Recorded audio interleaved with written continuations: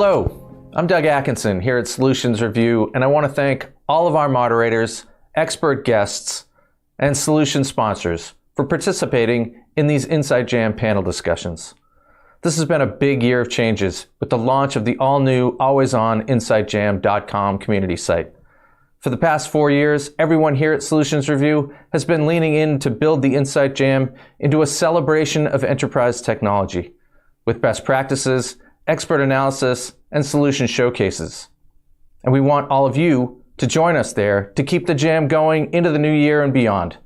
If you haven't joined Inside Jam, please do. And if you already have, take a moment to invite some of your colleagues. And again, thank you all for being here and enjoy today's discussion. Solutions Review presents Inside Jam, a social media community for enterprise technology.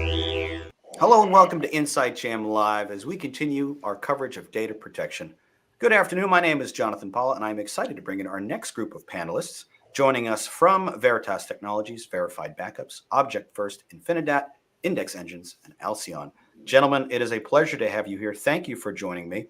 Demetrius, you've done this many times before. In fact, this is your 4th year moderating for us at Inside Jam. So we'll let you kick off the introductions. 30 seconds or less, tell the audience a bit about yourself and what excites you for the topic. And we'll go clockwise from there. Absolutely. So good morning, good afternoon, good evening, where you're watching from. I am Demetrius Malbro, and I am a cloud advocate at Veritas Technologies.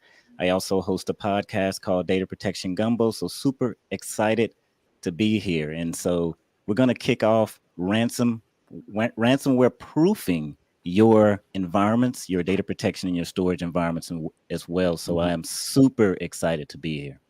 Excellent. Thank you very much. And appreciate you repping the Inside Jam swag today. That jacket looks very nice. It's nice and cozy. Next over to Chris. Thanks for joining. Good afternoon, everybody. My name is Chris Marshall with Verified Backups. We are based in St. Louis, Missouri. And our whole focus is helping companies recover from ransomware. So it's great to be on this panel and discuss some best practices and some industry norms as far as really fighting back against this hideous assault on our businesses. Absolutely. David, welcome to the show. Thank you. Good morning, good afternoon. David Bennett, CEO of Object First. I'm really excited to be here because I've actually spent the last 12 years in the security side of the world. And so making this jump into the data protection side, it's really interesting to say, okay, how do you take some of those learnings from that background and really change the backup world? And what do people need to go and do to rescue their businesses? Absolutely. Eric, welcome back. Nice to see you. Thank you. I'm Eric Herzog, CMO of Infinidat. We are a high-end enterprise storage solutions vendor. 25% of the Fortune 50 buy our technology, even though we're small. We focus on both primary storage and secondary storage. We work with a number of different backup companies from a cyber resilience perspective, including Demetrius's as an example. And our focus on giving guaranteed cyber storage SLAs as part of our offerings to our customer base. Well said. Jim, welcome to the show. Hey, thanks for having me. I appreciate it. My name is Jim McGann. I'm Vice President of Strategic Alliances with Index Engines. Our product is CyberSense, and it's been on the market for about 4 or 5 years. And it's really using machine learning and analytics and AI to really detect the post-attack corruption that the bad actors do. So it's really focused on streamlining the recovery process. And I'm sure we'll be talking about that a bunch today. Probably. Last but not least, Neeraj. Thank you. Hi, everyone. Great to be here with all of you. I'm Neeraj Tolia. I have been in data protection and storage for what feels like forever. Currently at Alcyon, where we're using AI to help protect your data against ransomware, malware, but being in data protection, my previous startup, Kasten, was acquired by Veeam. Before that, Magenetics acquired by Dell EMC's data protection group. So I'm passionate about this area and great to be on this amazing panel today. And yeah, great to have you here. Thank you, everyone, for your time and expertise over the next hour. I'm going to step out of the way and let you get to it. So Demetrius, kick it off with the first question. All right. I appreciate it. And also thank you for once again inviting me back to moderate this group. It is a panel of some of my favorite industry experts. So hoping everyone will enjoy this. Why don't we set the scene and go ahead and start with providing a definition of the title, right? So what is ransomware proofing data protection and storage environments? What does that mean? Let's go ahead and define that for our audience. And why don't we start off with you, Eric? So the first thing I'd say at the even higher level is storage and data protection need to be part of a comprehensive cybersecurity strategy. Yeah.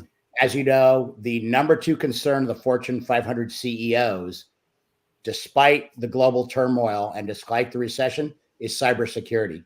It's estimated by security analysts, not storage people like this panel, that cybercrime will cost enterprises $8 trillion this year and almost 11 trillion in 2 years.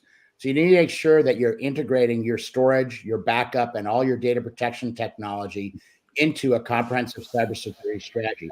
Otherwise, you're opening the door to the bad guys and letting them hold you for ransom and or steal your technology, one of the two. So that's what we think is critical as we define what we need to do from a ransomware prevention perspective. Awesome. And anyone else wants to jump in there and give their own definition and interpretation of what ransomware proofing data protection and storage environments mean? So I can add some color to, Yeah. agree with what Eric said. The only 2 cents I'll say is, sometimes for all of us as technologists or people working in the IT space, we over-index on technology. And we're going to talk a lot more about technology on this panel, but I think it's also about people. It's about how we train folks. It's also about process. How do you continuously vet your ransomware proofing plan? What's your run book? How do you recover from it?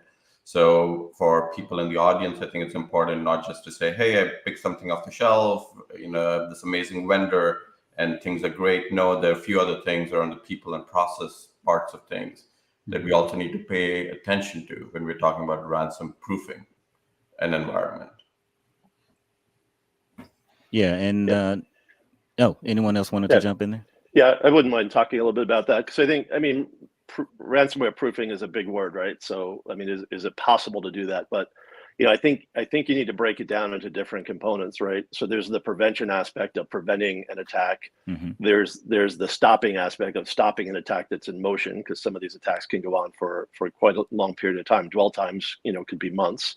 And then there's the recovery process. So I think if you look at those different aspects of it and break it down, it makes it easier for organizations to understand, the different approaches. But, I truly believe the recovery process is the most critical aspect, because preventing it is nearly impossible with the tools that exist today. But, recovering it and getting your data back into production is the critical piece of it. So. Yeah. No, go ahead. And if I can add to that, Jim, you're absolutely right. Prevention is a futile process. You have to make the assumption that the bad guys are going to get in, and okay, you should put up all of these walls, but I think some of the other things you need to think through is how are you elevating your backup and your data infrastructure with the same principles that you do for your security side of the world. And if you think about the industry, everyone has rushed out and bought the latest, greatest security thing to stop the bad guys getting in. But that's all a waste of time if you can't actually go and recover when the bad guys get in. And so you really got to say, how do I elevate my backup product stack and my team in the same level as your security teams, and then execute your backup strategies as if they were part of your security stack. And David, I love that you brought backups into the picture, and so we're going to touch on that, and I'm sure we'll definitely spend some time on that as well. But let's go ahead and maybe lay out what are some of the latest trends in ransomware attacks, because we know they're getting more and more sophisticated, and everyone's tired of probably hearing AI, right? Artificial intelligence, generative AI, and all the news around Sam Altman and kind of what's going on there. But let's talk a little bit about some of the trends there and how are they specifically targeting data storage and backup systems. And so let's see who's super excited about maybe answering this one. And I'm getting a chuckle from Neeraj. You want to take a stab at that one first? Sure. So, we are at some of our customers have facing a lot of pain with this, and we see ransomware has evolved and will continue to evolve. It's an arms race. A lot of us on this panel are trying to say, how do we help our customers protect, recover? But we are seeing many different styles of ransomware attacks. We are seeing talk of ransomware attackers using AI. We're seeing very targeted attacks. It's sometimes unclear whether they used AI for that or not, but it's not an entire company's data being attacked. But now we're seeing example of just the finance team. And in things like this, AI is not just being used by the good guys or the good people in the room, but also the malicious attackers, where how do they compress the timeline of the attack? Instead of a dwell time of months, can they figure out what's essential and critical in days? How do they quickly compromise a larger part of the infrastructure? And I think AI is going to be used by folks to do that. It's also going to be used to change the pattern of ransomware attacks so that it's easier to maybe go under the radar as far as other detection engines go. So we're seeing this arms race develop in this field, and I'd love to see again what other people are also hearing from their users. Yeah, I completely agree that there's, if you look at the variants that were being used, a couple of years ago, it was basic encryption. They were going in and doing full encryption across, whatever they could do. I mean, the Irish healthcare system that was attacked, 85% of their data was encrypted. That was a couple of years ago. Now, what we're seeing with some of these variants like Lockfile, Buy and Lion, and some of these things that are doing intermittent encryption, those are designed specifically to circumvent some of the data resiliency tools that some of these vendors have put out there, looking for changing compression rates of the backup or looking for threshold changes. So what we see from the bad actors that are participating in this is that they're very smart. They get in there in their dwell time and they understand the tools that are being used. And if you're using simple threshold analysis to say, hey, if more than 3% of my data changes today, then I'm going to assume that that's due to bad actors. There's slow encryption variants that are on the market today that will go underneath that radar or that threshold. So I think what we do a lot when we speak to customers is really educate them on a lot of the new variants that are out there. And if you made a decision about data resiliency or data integrity, based on what they were doing 3 or 4 years ago, you're already out of date because they're using tools that'll circumvent that stuff, right? Yeah, and just one thing I wanted to add there as well is that it's not all about ransomware. So they're also getting in and exfiltrating the data. So you mentioned dwell time. They may sit there for 30 days, 60 days, 90 days. Sometimes they're very patient. It might be a year. So they're getting smarter, as you mentioned. And we also know that they're targeting backup systems, right? So how effective are current backup and recovery and even storage solutions today in mitigating the impact of ransomware attacks? So let me start with that, Demetrius. Kind of figured it would be you. It's not if you'll be attacked, it's when and how often. Okay, the average enterprise, 1,168 attacks of various sorts every week.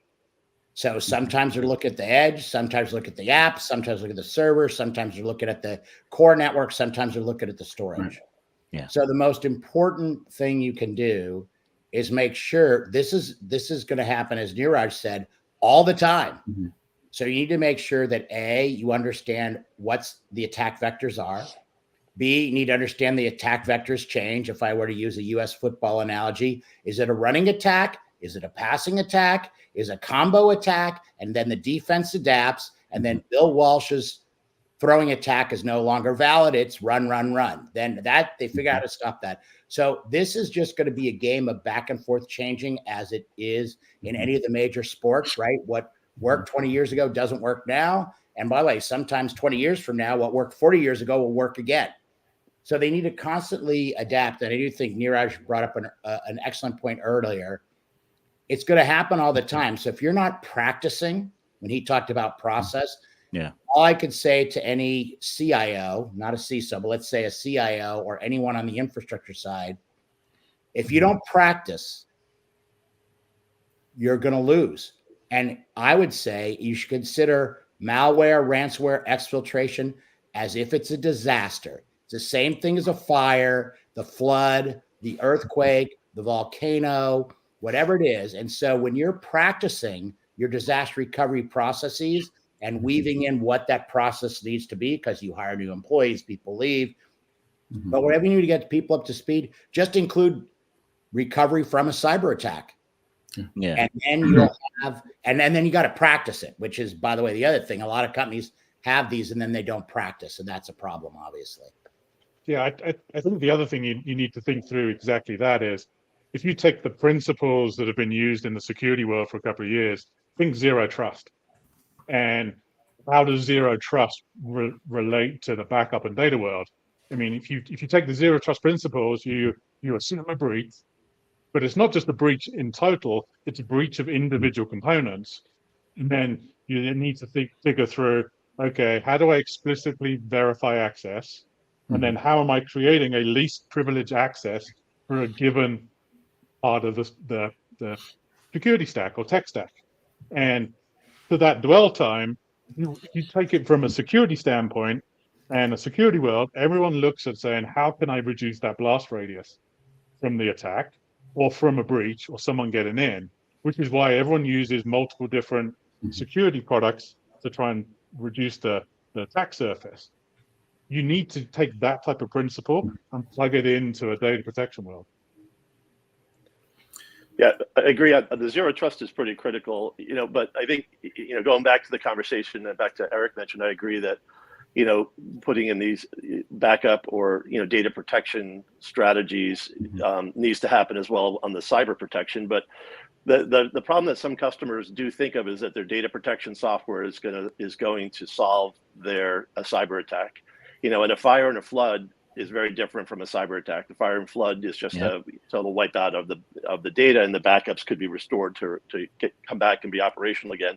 Cyber attack is down to the level of the files, what files were attacked and what files were corrupted. So I think, one of the things that we talk a lot with customers is you really need to see if your backup software has the capabilities to forensically analyze the files and determine what needs to be recovered to get back into production. Because again, during the dwell time, they're looking for stuff that they want to corrupt. They want to corrupt the most used and sensitive data that's in an organization, so that it makes it difficult for the company to continue operations and forces them to pay the ransom, right? So they're smart. They don't just go in there and randomly, corrupt like the Chinese food menu.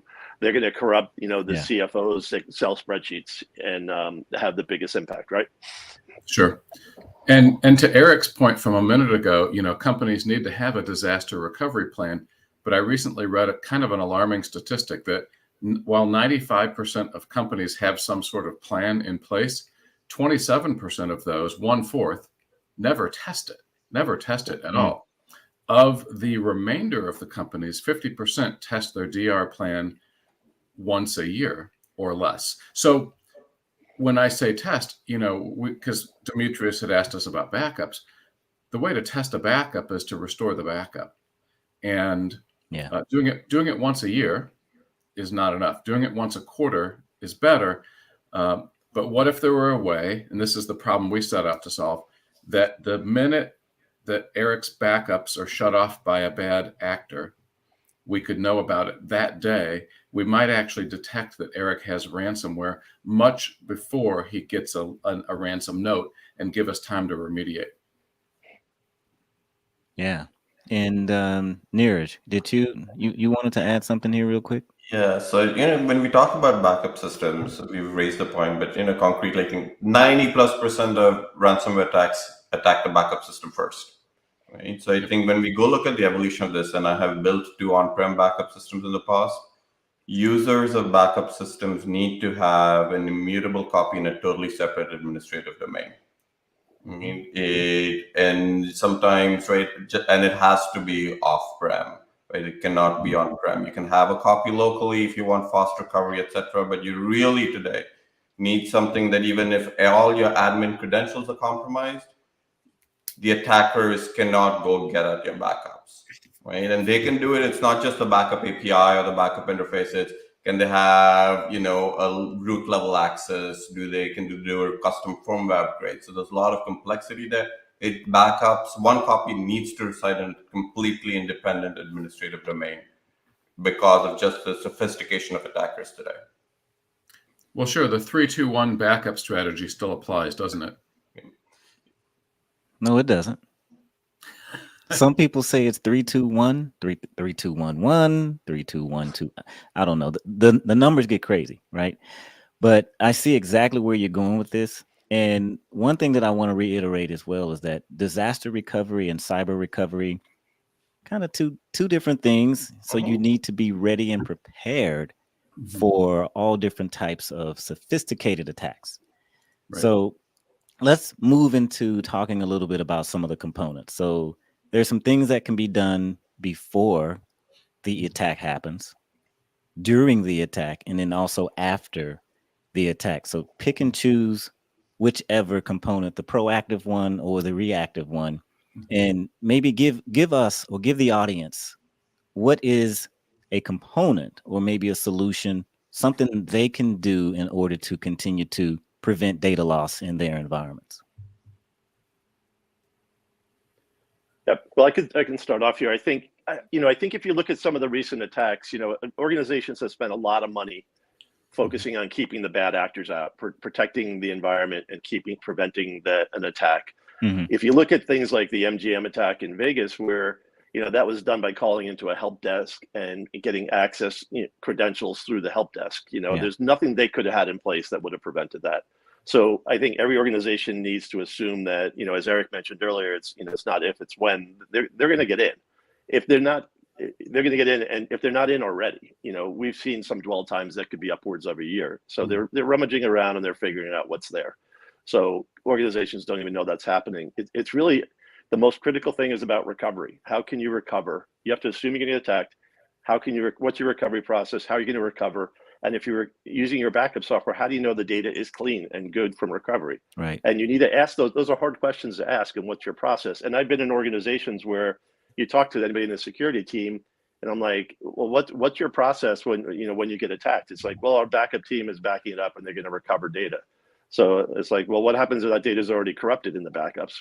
How are you going to find the clean data? You have to rummage around, and they just look at you with and shrug. It's like, well, that's not my job. That's the backup team's job. I'm like, I think it's everybody's job here to do that. It is. Right. So, well, to your point, Jim, everybody thinks it's not their job, but when their company shuts down, it's everybody's job.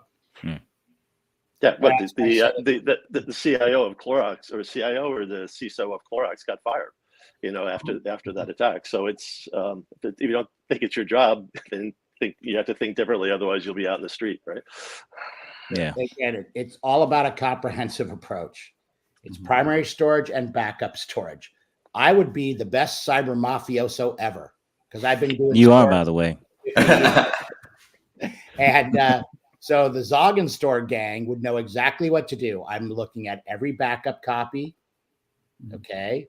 I'm looking if I can access the disaster recovery vault, because people do DR and they take a snap and create replicas, and they do it for a different function. But I don't want to leave that data there because they might figure out, oh, wait, I could just, I did the DR in case there was a flood, but guess what? That data is good. So I'll just recover that. So the master, I mean, we do assume as the protectors that the criminals are not idiots. Remember, this is not the old style mafia. I'm going to break your legs like you see in the movies. That's not what this is. These are the most educated, most sophisticated. They're the freaking guys, even though they'll never admit it, that went to Stanford or Harvard or the best universities in Russia or the best universities in Australia. They know what they're doing, or they're just brilliant people who never went to college who know how to hack stuff. So once you think of it that way, you can be comprehensive and assume that every element of your data infrastructure, primary and what I call secondary, which includes not only backups, but things like your DR copies, which you really are doing in case there is a flood or an earthquake. Well, guess what? They're all going to be attacked. And that's the way you have to take the approach. And that's why, when Neeraj said you need the process and the policies, you have to, and as Jim said, you got to practice. If you're not practicing, you're screwed. And by the way, you better make sure you're looking at it like they have. Like I said, by the way, I do not have a cyber mafia gang. I know Demetrius cyber for years. So he was just kidding. No, I'm the master of the cyber mafia. I'm sure you was watching Sopranos right before we went live here. Well, I am half Sicilian, so yes, it was. All right, let's move on to another question. And I mentioned earlier during the introductions artificial intelligence, and also AGI, artificial generative intelligence, machine learning.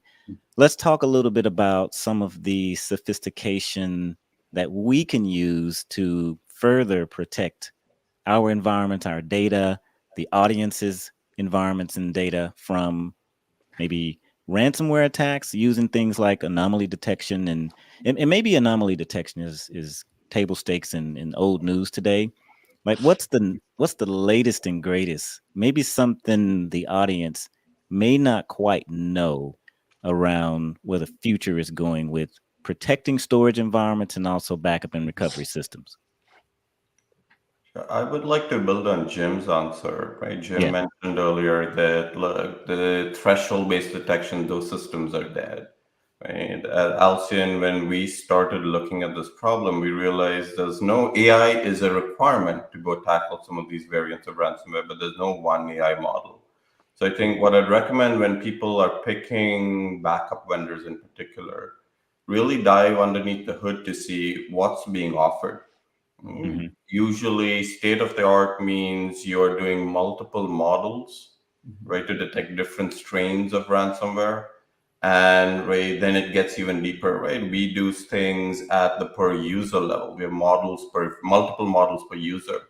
So to get at these very targeted attacks. So I think when you're talking about AI, AGI, etc., right? Customers today, because the world in that space is evolving so quickly, need to do a little bit more technical evaluation underneath the hood to say, hey, is this something from 2 years ago that my attackers will just completely be able to avoid? Or is it something more modern that it's going to be a better fit for the environment we all operate in today? Yeah, I agree 100%. I was with Eric this week at a conference in Vegas, and every booth had AI on it. So AI is especially Gen AI, right? So it's the big buzzword. But we've been doing AI for 5 years, and it's you can't do what we do without AI. Because with our CyberSense product, we're creating all these different analytics about the content of the data, how it's changing over time, looking at every observation, creating millions and millions of data points. No human can look at that. So the value of AI is you feed it to an AI trained machine learning model that's going to come back and tell you, hey, the data looks good or the data doesn't look good. So AI is tremendously valuable there, and it allows us to get to a 99.5% accuracy, saying, hey, your databases look good, and if organizations are not using it properly, as Eric mentioned earlier, I think it was Eric, that the cyber criminals are using AI. You can go to ChatGPT, and there's an article somewhere on the web that just came out this week where the author went to ChatGPT and started writing new variants, and was surprised how easy it was.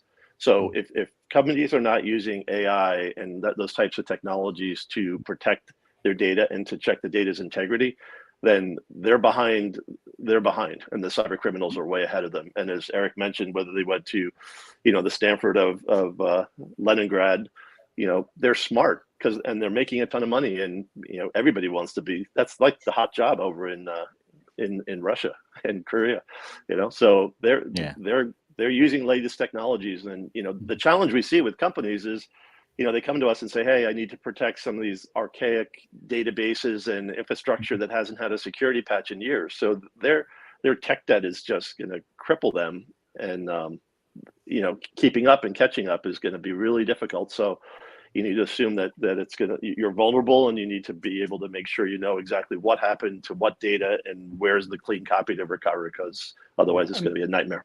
Yeah. And Jim, I mean, that's a great point. I mean, AI is solving the mass data problem across all of the different aspects and everything. But if you've got an archaic, let's say, hierarchical IAM structure in your business, honestly, it doesn't matter, because they're going to use AI to build a profile and get you in. But if I've got the keys to the kingdom across my whole backup infrastructure and my whole data infrastructure, they're just going to break in through the easiest person. And so Yeah. you've got to take a step back and say, yeah, I've got AI in my business, but if I'm not doing the basics of segmenting backup and on-prem storage and cloud storage and backup from the recovery and has a different access level and separating that, honestly, AI is not going to solve for that. Yeah. I agree with that as well. And this is probably the 4th or 5th time I've heard education and training. But one thing that I haven't heard, and also I read the Wall Street Journal every day, and I don't see a lot of articles about teaching. And of course, you take these training classes internally, you watch some videos, and it tells you about not clicking on emails and phishing attacks and social engineering. But maybe give the audience some tips and pointers around cybersecurity training or just being smart. How can we prevent the same headline over and over and over again, a phishing attack, a social engineering attack? And I know this is not specific to backup systems and databases and also storage, but just a general education question around the training and maybe a solution to maybe at least start minimizing some of these things from happening. Who's going to be brave to take that one? Yeah, well, go back to paper and eliminate the internet. How's that? Back to Y2K, really? Can we do that? Yeah, I wasn't serious. So somebody else has a smarter answer, I'm sure. Dial-up modems. I mean, honestly, Jim, it's not too far off that. It's essentially trust no one and trust and verify everything. And so, but then it goes back into, okay, who sends the email? What is an attachment? Let's make sure you have security things to go and say, strip up bad attachments, strip out links, how are you protecting kind of web access interactions and things like that. There's some basics of check the URL where the email's coming from. Check it on an iPhone. That's the easiest way to say, okay, is it a phishing attack? Simple things like that. Most attacks still come in via email. Yeah. Well, the latest trend we're seeing is Google Ads. So the bad actors are taking out Google Ads on the web, and people are searching for, I don't know, whatever they're searching for on the web, and they'll go to a Google ad, click on the ad, and they'll go right into their dark web, and they'll click on a link inside there to download whatever they're looking for, and that's how they're getting in. So I think business email compromise is definitely very popular, but they're already going to the next generation of leveraging the Google ad universe to get in. So it's a dynamic process, and they're continually changing. So totally, and it's actually even beyond that. You can actually now hear someone's keyboard clicks to figure out what you're typing. So before it used to be, really, hey, I'm actually going to do a key logger and track it. Wow. You can now tell by the sound of the keyboard and how you type to people's passwords and things like that. So the evolution has really accelerated over the last couple of years. Yeah, I'm going to be a doomsayer here and say the human problem's going to get worse before it gets better because of, again, AI, right? I know smart people getting fooled by artificially generated voice. Right? You get more normal looking emails for people at the top of an org chart. If they've been writing externally, it's easy to now compose things that sound like they're from them. Right. So I think the amount of phishing / social engineering attacks is just going to go up. And to what David said, what are the processes now that you need to drive in? How do you verify someone coming in? Sounds like the person you've been talking to for 5 years on the phone, but how do you still verify without risking upsetting them? So it's going to require more stringent checks and verification. I mean, we talked about the help center attack.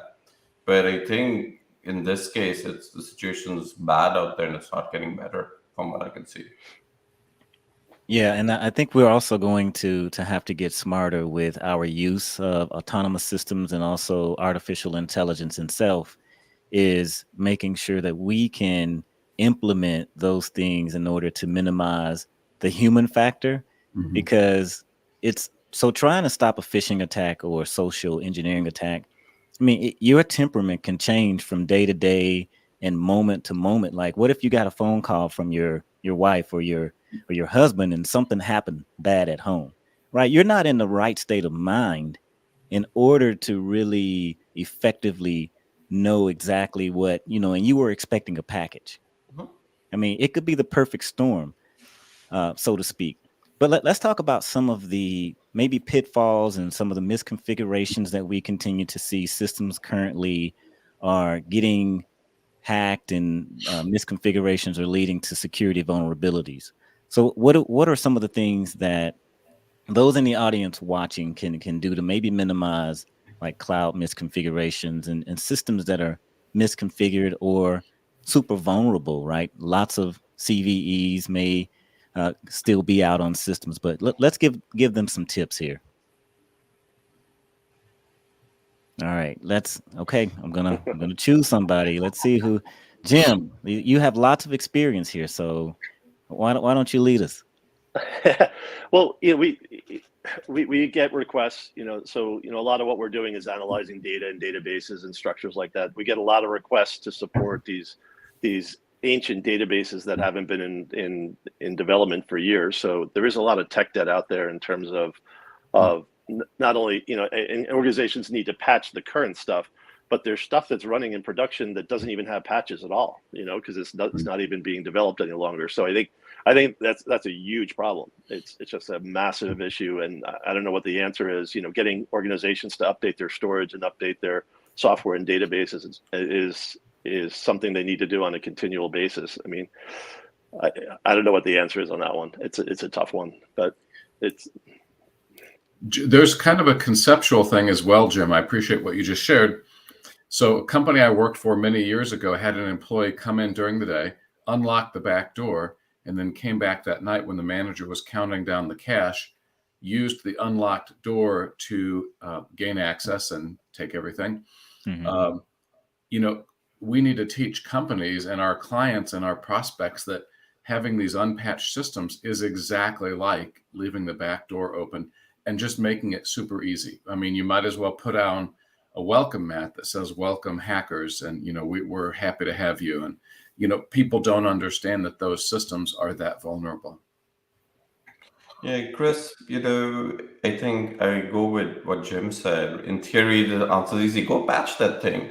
But in practice, when I go talk to the IT tech community, everyone's overburdened. There's so much to do, not enough budget. People only wake up after an accident happens. Mm-hmm. Yep. And then even they forget about it 6 months down the line and they shove things under the carpet. And so I think it's just a hard problem. I think there is, with best practices in moving to the cloud, some things are getting better, but there's just so much legacy stuff sitting out there that I think the best way sometimes will be, do you have the right tooling to recover if something bad happens while you try and get ahead of that technical debt? Totally makes sense. Well, it's the old saying, if you don't have time to do it the first time, how will you have time to do it over? If you don't have time to really prevent the penetration of your perimeter, how are you going to have time to recoup when it happens? Yeah, and also one thing that we haven't touched on, but it continues to evolve as well, and that's the regulatory and compliance landscape. More rules, more regulations, and even CISOs, Chief Information Security Officers, they are being held more accountable, right? It's a board level conversation, it's a C-level conversation. And the SEC also rolled out some new adoption rules to disclose material incidents as well. So what are some of the things that you guys are seeing around compliance and increased cybersecurity attacks or increased cyber attacks? Maybe something that we don't know that you've read about. And I know just myself, I've been looking at the NIST 2.0 model, which adds governance in there as well, which I think is fantastic. So any one of you can jump in there and maybe kick us off on that one. So again, I think this is all about a comprehensive cybersecurity strategy. Okay. Yeah. It really is. Okay. It heavily regulated now. The EU issued a document in March. The United States federal government issued a document in March about cybersecurity. The SEC filing. And by the way, forget that MGM's filing said they're spending 120 million on hard costs. Their market cap topped 2 billion. There's a reason why, and this gets back to the budget issue and the technical debt issue. There's a reason why the number 2 concern of the Fortune 500 CEOs, despite war all over the world, despite recession, despite pollution, despite whatever thing you want, the number 2 concern of the 500 biggest companies on this planet is cybersecurity. So this is all about getting the right justification from an IT perspective. And there's a lot of issues you got to do because you got to do all this training and other stuff. But, the fact that the CEO thinks the biggest thing, if the CIO and the CISO don't get it, then maybe you just whip up www.fortune. and say, guy. And then when you look the year before there was the 2 wars going on, for several years in a row, the number 1 concern was cybersecurity. And that's the Fortune 500. So it's going to hit everybody, whether it's Herzog's Bar and Grill or whether it's Bank of America. So the excuse that they don't have the money is sort of dumb, because when someone's market cap drops 2 billion, I guarantee you, not just one person's going to be fired, a couple people are getting fired. So they can't really forget. I'm old. I'm almost 70 years old, and I can still remember stuff when I'm 5. And especially bad things. So this whole sweep under the rug thing is the wrong thing. And there needs to be education. And by the way, there needs to be support, not just from the CEO, but that's got to roll down. I mean, the CEO has got to call on the CIO, or the CIO has got to be smart and said, now, I know you might not have been one of the ones who clicked that button on cybersecurity as the number 1 concern for CEOs. But you know what? I listen. So guess what? Here's what I'm doing. And by the way, I need $5 million. Or do you want to have a $2 billion? I mean, there's ways to do it more politically correct than me, because I'm never politically correct, as Demetrius knows well. But burying your head in the sand is the wrong way to approach it. And the fact that it's so high profile at the C level, and someone already talked about the board, people get fired over this stuff. So I think that, part of this will sweep under the rug, or they're going to forget. People forget a lot of stuff. But when it's concerning the biggest companies, and by I'd say it could be worse than the small company. There, as you noticed, there's been a lot of small cyber techs. I forgot the name of the company 2 weeks ago. The guys that do, maybe you guys remember, the credit union support, right? Like 150 credit unions use them. They're not a $25 billion company. The Los Angeles School District, University of California, San Francisco during COVID had that, 1.5 million that they ended up paying. So yes, there's the big ones, right? That are 50 million, 100 million. But that's why people need to realize this is not a joke, right? And I do think the budget issue, by the way, which was raised several times, is really valid. People don't. Would you rather have a $2 billion market cap decline and $120 million hard costs at MGM? Would you rather spend $10 million to fix the stuff and then stay current? Because Jim's brought up a big point on the cyber debt, or I should say the overall debt that impacts cyber. Got to get off the old database eventually. Sorry, guy, you just have to. I mean, I get it. To add to Eric's point, I think the problem gets worse. Ransomware is indiscriminate. We personally know of 10, 15, 20 people companies getting attacked. It's all automated.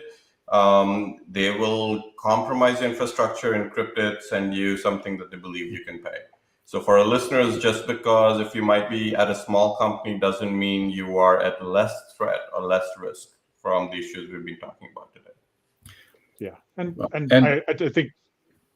Sorry, Chris. No, go ahead. Just to quickly add on that, I mean, Eric, you're absolutely right.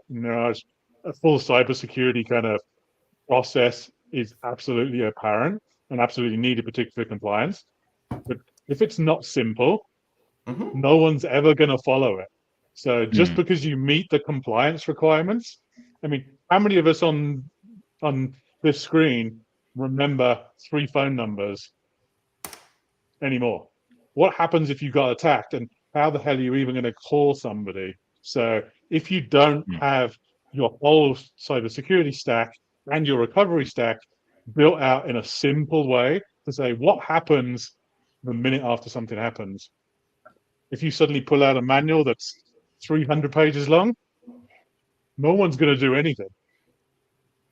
Yeah, and you know what? Let's begin to wrap up here, and I want to leave some time for each and every one of you on this panel. Number one, thank you for your expertise, and I still have yet to try Herzog's Bar and Grill. Is it open yet? Just let me know. Send me an email, Eric. I will let you know the second it's open.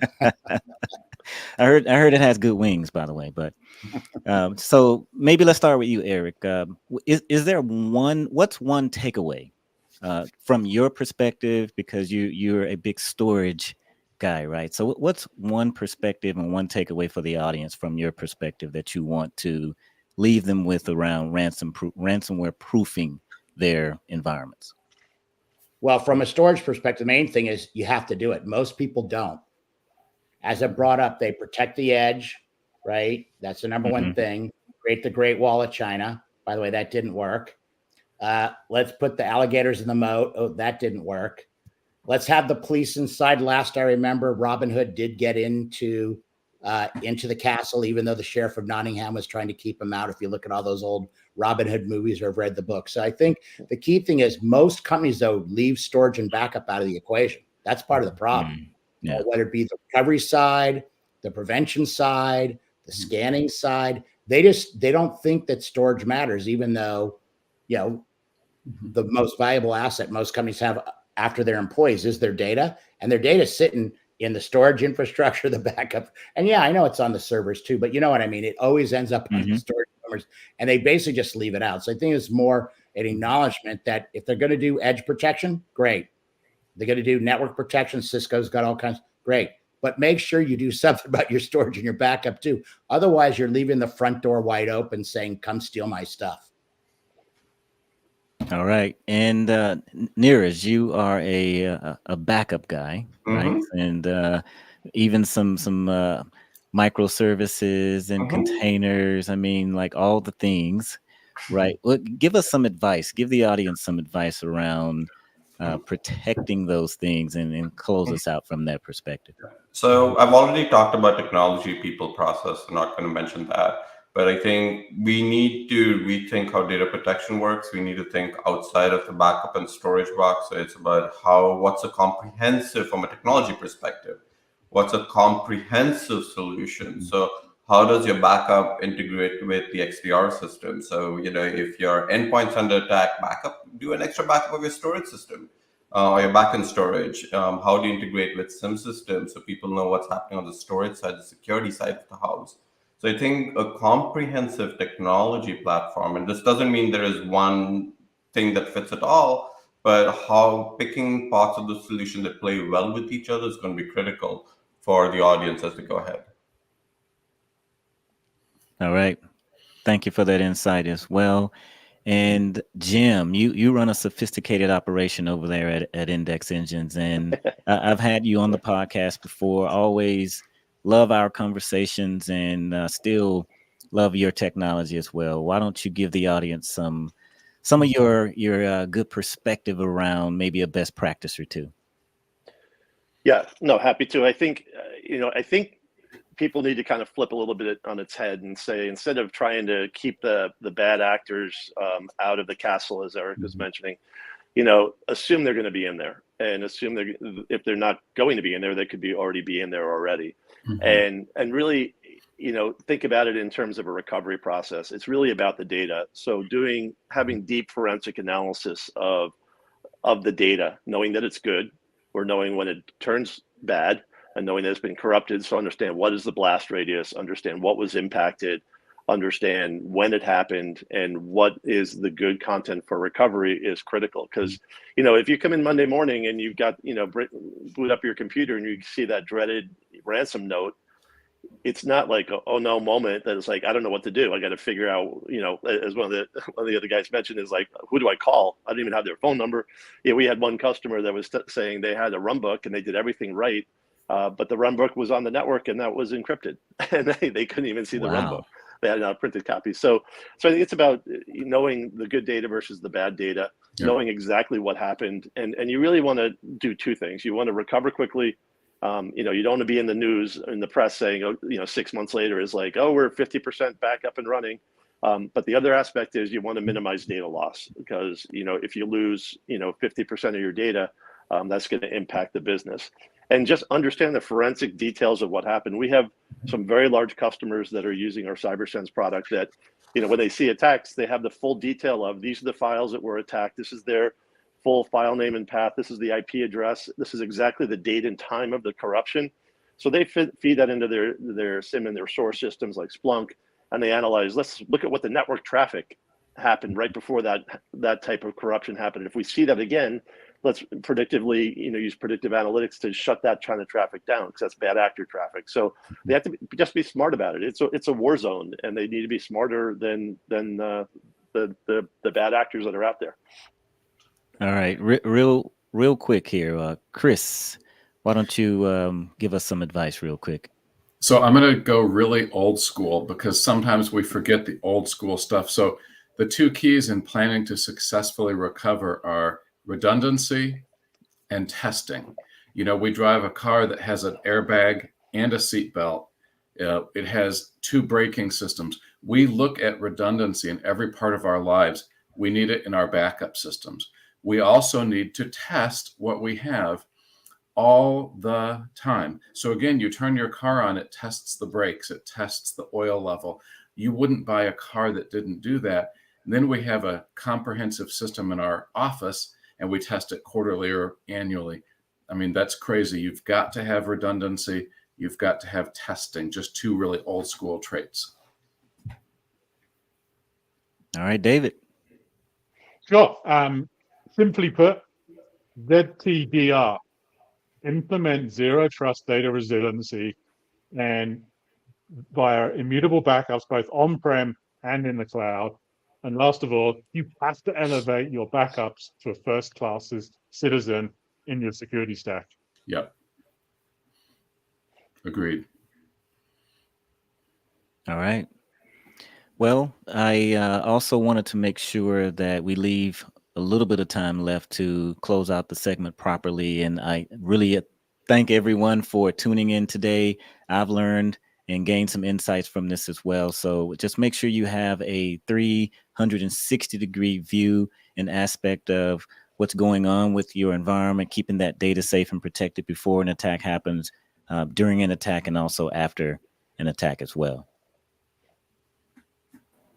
Excellent. Thank you very much, one and all, for your time and expertise over the last hour. It's been a very fun and insightful conversation to listen to. But before we go, I'd like to invite each of you for some self-promo, whether you want to plug your company solution, a podcast, a book, or your LinkedIn profile. Choice is yours. We'll start with Jim and then go counterclockwise from there. Yeah, so our product is CyberSense. It's as you can know by the conversation we had today, it's an AI-based tool that's really looking at the data's integrity. We integrate this through partnerships with the major storage vendors that are out there today. We've got quite a few partnerships that are already on the market, and we have a few thousand customers globally that are using this to check the integrity of data from a few terabytes up to tens of petabytes of data to make sure it has integrity and is recoverable when they get attacked. Excellent. Thank you very much. Neeraj, you're up. Thank you, Demetrius. Thank you so much for moderating this panel too. Thank you everyone for hosting. But yeah, so I'm Neeraj Tolia at Alcyon. We do data protection, but it's with an AI-driven focus. It's a security-driven focus to help prevent ransomware, malware attacks, recover quickly. We're doing it for all the data that's sitting in the cloud that's more vulnerable than it sometimes used to be on-prem, in particular for Microsoft 365. So if any of the topics that you're talking about, that we talked about today, were resonated with you, if you're using Microsoft 365, come check us out. It's alcyon.ai. And that's about it. Thank you very much. Eric, final thoughts or promo from you. So first thought, make sure your company has a comprehensive cybersecurity strategy and your disaster recovery data, your backup data, and your primary storage data is all included. And lastly, for information, we have a dedicated cybersecurity page at infinidat.com. Just check it out. We have won multiple awards from the analyst community of having the best solution for cyber storage security. So check it out. And again, just make sure you keep that data safe, keep the bad guys out. Sounds like good practice. David, anything you'd like to send the audience to? Yeah, no, thank you. We are Object First. We launched a product called UTB, which is out-of-the-box immutability. We are an on-prem, secure, simple, and powerful storage solution purely designed for Veeam. If you go to objectfirst.com, there's a new white paper on there walking you through the zero trust data resiliency and how to implement it in your Veeam infrastructure. Thank you very much. And last but not least, actually, wait a minute. Chris, you're up first. Let me go to you. I wouldn't have taken it personally. So Chris Marshall with Verified Backups. I founded this company because I wanted to shorten the time by which customers are able to test their backups. And so when a company is working with us, we actually test their critical backups on a daily basis.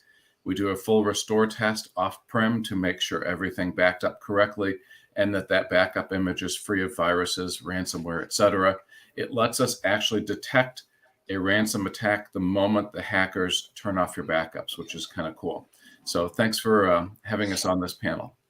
Thank you for attending. Really appreciate your time. And Demetrius. Yeah. Number one, thanks for allowing me once again to moderate this conversation and have a nice conversation with these very smart gentlemen, including myself here. And so I wanted to put a plug in to everyone out there. Check out what we're doing at Veritas 360 Defense for cyber resilience. And we're working with our ecosystem partners because cybersecurity is definitely a team sport.